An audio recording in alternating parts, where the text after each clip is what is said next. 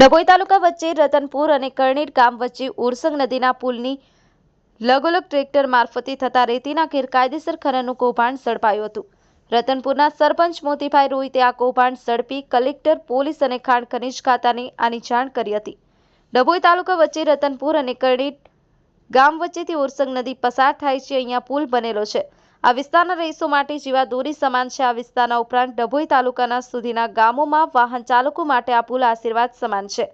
આ વિસ્તારના રેતી માફિયાઓ પુલની બિલકુલ લગોલગ ગેરકાયદેસર રીતે રેતીનું ખનન કરે છે. પુલ નજીક વ્યાપક પ્રમાણમાં ખનન થઈ ચૂક્યું છે. ગત વર્ષે પણ રતનપુરના સરપંચ મોતીભાઈ રોહિતે જિલ્લા કલેક્ટર અને ખાણ ખનીજ ખાતાની લેખિત રજૂઆતો કરી હતી, જે બાદ તંત્ર એક્શનમાં આવ્યું હતું અને ગેરકાયદેસર રેતી ખનન કરનારાઓ વિરુદ્ધ પોલીસ ફરિયાદ પણ દાખલ થઈ હતી. જોકે હજી પણ આ વિસ્તારમાં ટ્રેક્ટર મારફતે ગેરકાયદેસર રેતી ખનનની પ્રક્રિયા મોટા પાયે ચાલી રહી છે.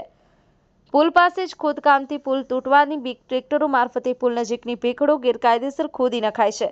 આ પુલ મેવાસ વિસ્તારના લોકોને ડભોઈ અને વડોદરા જવાનો ટૂંકો રસ્તો છે. પુલની નજીકથી ખોદકામ થવાથી પુલ તૂટવાની બીક છે. હાલમાં 2 ટ્રેક્ટરો ઝડપી અને કાર્યવાહી કરવા કલેક્ટર, પોલીસ અને ખાણ ખનીજ ખાતાની જાણ કરી છે. મોતીભાઈ રોહિત, સરપંચ અનપુર જણાવ્યા મુજબ પુલ નજીકની ગેરકાયદેસર રેતી ખોદી નજીકના વિસ્તારોમાં રેતીનો સ્ટોક કરાય છે અને તેમાંથી ટ્રકો ભરી અને બહાર મોકલાવાય છે. મંગળવારે બપોરે અહીં ગેરકાયદેસર રેતી ખનન ચાલતું હોવાની જાણ રતનપુરના સરપંચ મોતીભાઈ રોહિતને થતા તેઓ તથા ગ્રામ પંચાયતના સભ્યો અહીં દોડી આવ્યા હતા. તેઓ આવતા જ પુલ નજીક ગેરકાયદેસર રેતી ખોદતા ટ્રેક્ટર ચાલકો પૈકી કેટલાક તો નાસી છૂટ્યા હતા, પણ 2 ટ્રેક્ટરો ઝડપાઈ ગયા હતા. આવા તત્વો વિરુદ્ધ કાર્યવાહી કરવા માટે વડોદરા જિલ્લા કલેક્ટર, ખાણ ખનીજ ખાતા તેમજ પોલીસને જાણ કરાઈ હતી. ફઝલ રઝા ખત્રી, ગુજરાત અદ્ભુત ન્યૂઝ ગુજરાતી, ડભોઈ. આપણી આસપાસ બનતી ઘટનાના સમાચાર જોવા માટે ગુજરાત અદ્ભુત ન્યૂઝ ગુજરાતીને લાઇક કરો, શેર કરો, ચેનલને સબસ્ક્રાઇબ કરો.